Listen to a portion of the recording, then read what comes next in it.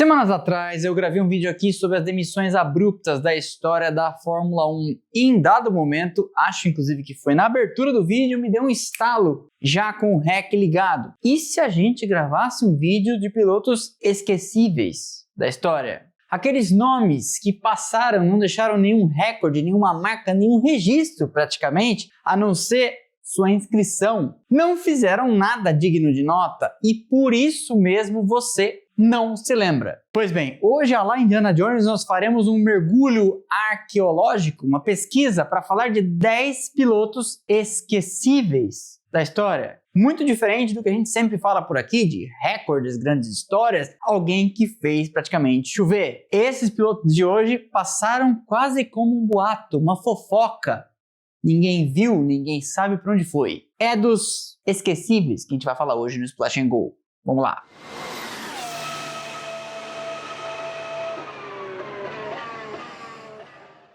Mas antes, este vídeo é patrocinado pela Insider, a marca das Tech T-Shirts, as roupas tecnológicas, que tem tecnologia anti-odor, desamassam no corpo e tem uma gama magnífica de cores, não só de camisetas. Sempre comento aqui, não é cascata de que desde que me tornei parceiro, comecei também a utilizar as roupas e alguns de vocês já me encontraram na rua, em diversos lugares, até na padaria, restaurante, no autódromo, enfim. E na maioria das vezes, quando eu não estava com a camiseta do canal e estava em trajes civis, eu vestia Insider. Por quê? Porque o produto é efetivamente muito bom.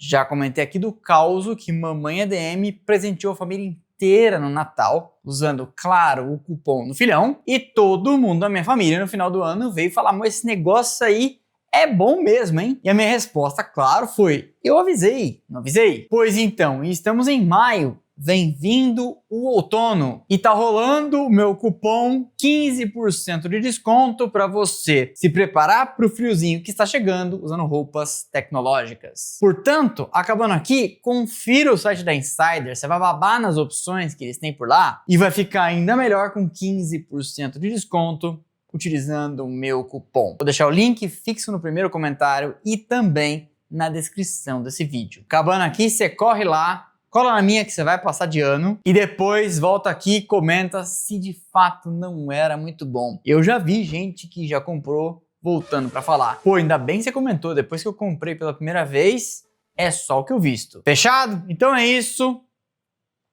Seguimos. A premissa é que você não se lembre ou tenha uma certa dificuldade de relacionar esse nome a um piloto de Fórmula 1. Portanto, não adianta sugerir para mim na caixa de comentários Andrea de Césares, Felipe Alliot, René Arnoux, Satoru Nakajima e etc. Porque esses a gente lembra. Então, se você está pensando nesses caras, você não entendeu a premissa do vídeo. Esquecíveis. E eu fechei o foco dessa nossa busca entre 1980 e 2024, ano passado. Por quê? Porque de 1980 para trás a Fórmula 1 era um pouco mais amadora, então tinha equipe que corria com 3 carros, equipe que corria com um carro só, times que corriam em apenas uma prova e não iam nas outras, e etc.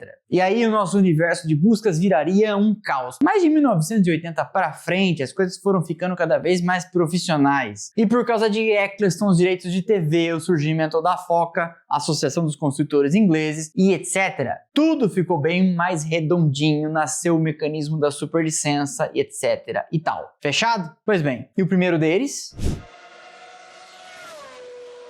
Em 1986, nosso amigo Allen Berg surgiu para uma breve passagem que durou apenas 9 grandes prêmios. Todos eles a bordo dos carros da Osella, uma equipe pequena com recursos ainda menores. Berg, para surpresa de ninguém, não marcou pontos, um destino que era meio comum para a maior parte dos pilotos que entravam para fazer essas aparições meteóricas. Mas a curiosidade da história de Allen Berg não é apenas que ele veio e não fez quase nada na Fórmula 1, e sim que depois ele foi para o México e teve uma carreira relativamente frutífera, correndo em fórmulas locais. E mais, levou sua paixão adiante e começou começou a ensinar pilotos e criou a Allenberg Racing School, uma renomada escola de pilotagem lá no México. Para você ver que nem tudo está perdido quando você é um piloto que chega na Fórmula 1 e não faz muita coisa, mesmo tendo vencido um tal de Da Silva na Fórmula 3 inglesa. Destino.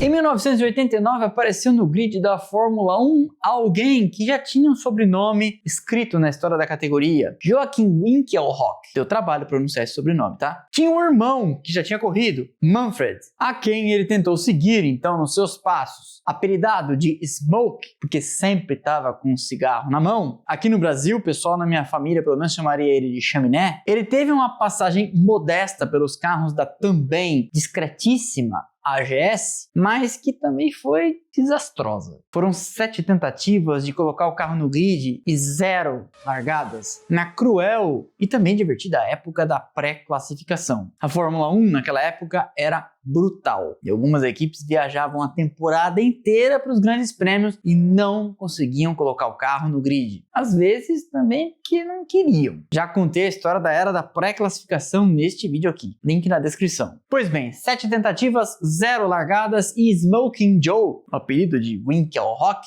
foi correr então com carros de turismo, onde aí sim teve resultados. Vencendo provas no BTCC, que é o British Touring Cars Championship, campeonato de carros de turismo da Inglaterra, e na DTM, a Stock alemã. Um talento que na Fórmula 1 teve seu espaço, não tem espaço na sua memória, mas olha só que interessante. Este sobrenome pode ter feito na sua cabeça, porque o sobrinho dele, filho do Manfred, seu irmão, apareceu na Fórmula 1 em 2007 e liderou a corrida. Winkelhock, ou Winkelhock, talvez digam alguns com mais fluência em alemão, botou um carro da Spyker, talvez da Spyker você também não lembre, na primeira posição em Nürburgring, para você ver que aqui não tem miséria.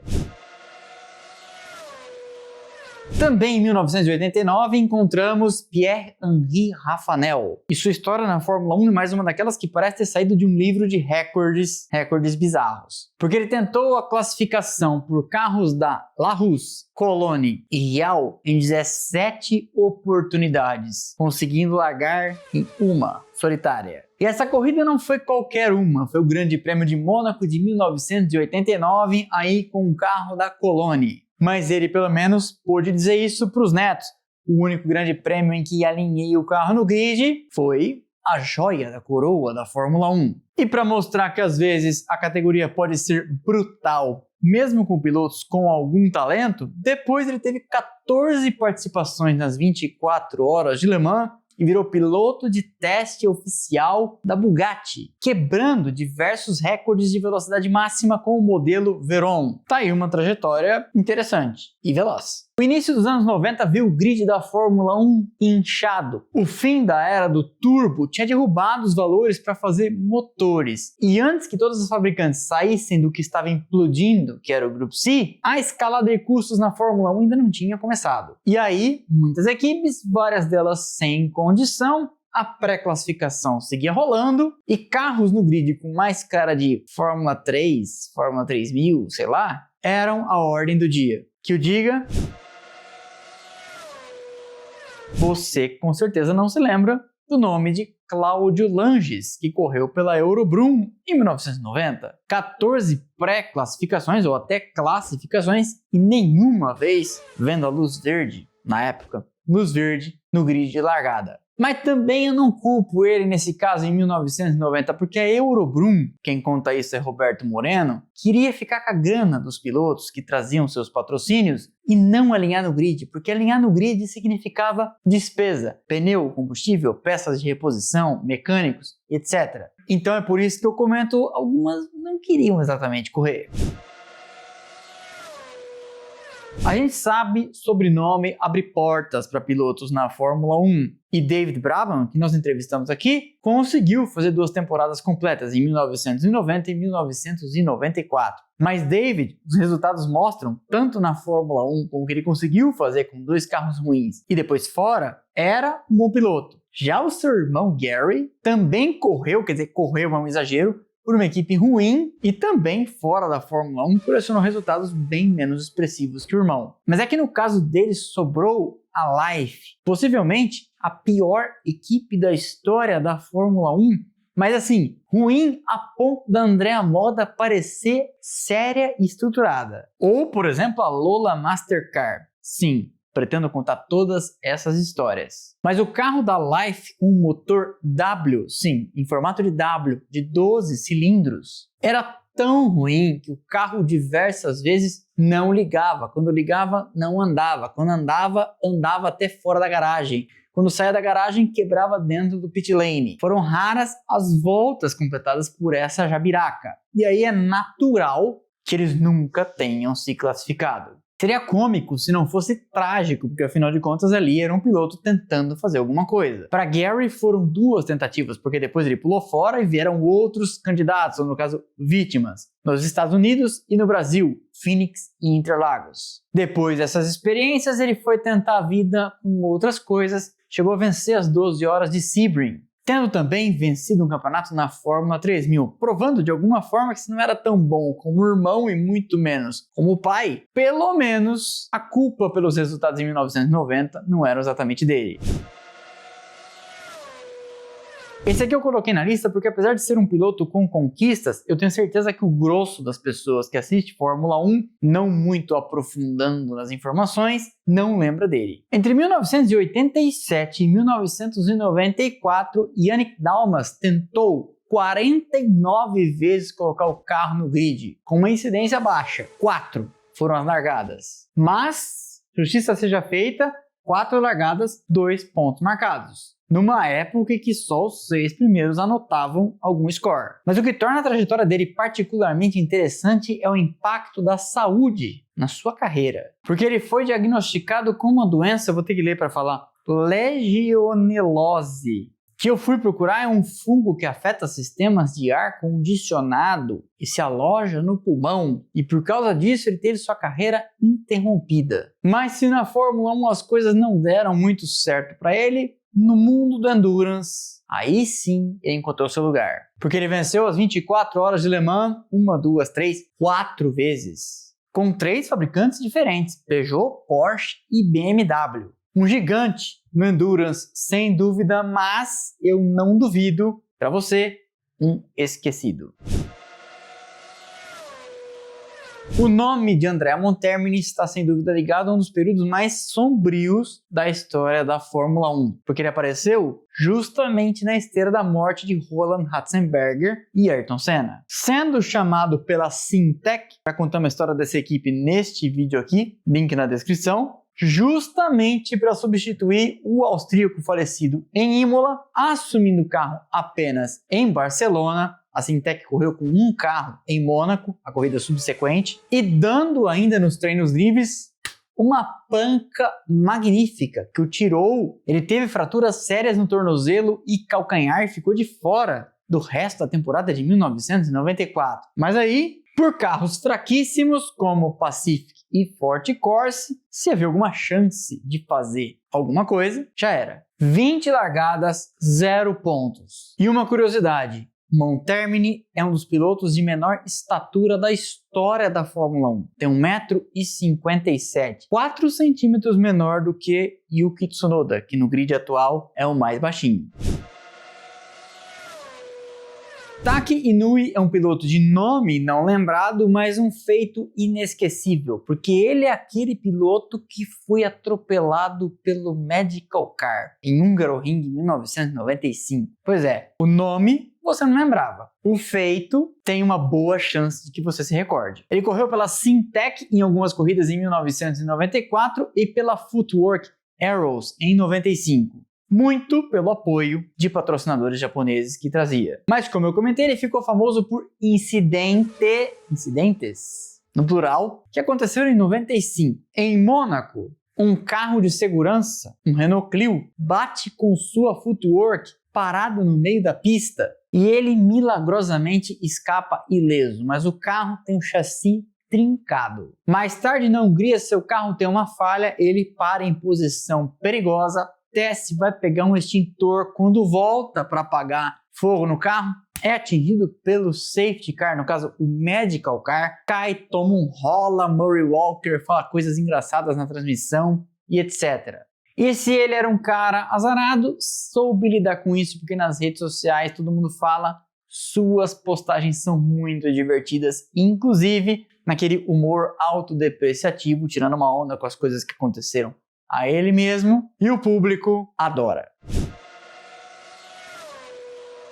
Conhecido por um apelido maldoso no paddock de Johnny Car Wash, que seria uma tradução literal do seu nome Giovanni Lavaggi para Johnny Car Wash, que mais uma tradução seria João Lavacarro, vamos dizer assim, ele é presença frequente em listas de piores pilotos da história da Fórmula 1. E eu não tiro razão. Sua passagem pela Fórmula 1 em 1995 com carros da Pacific e 96 a bordo da Minardi foi marcada por falta de competitividade, mas não só isso também, algumas barberagens grosseiras. Ele começou tarde no automobilismo, aos 26 anos de idade. A molecadinha sempre começa lá no kart. Vinha de uma família nobre, o que sempre dá uma facilitada, mas também levanta suspeitas de que é muito mais dinheiro do que talento, e não conseguiu naturalmente se classificar para diversas corridas, tendo como melhor resultado 10º lugar. Passa, entretanto, no nosso crivo de nome esquecível, porque você não lembra, e depois que deixou a Fórmula 1, resolveu aplicar o que tinha aprendido nesse mundo construindo carros,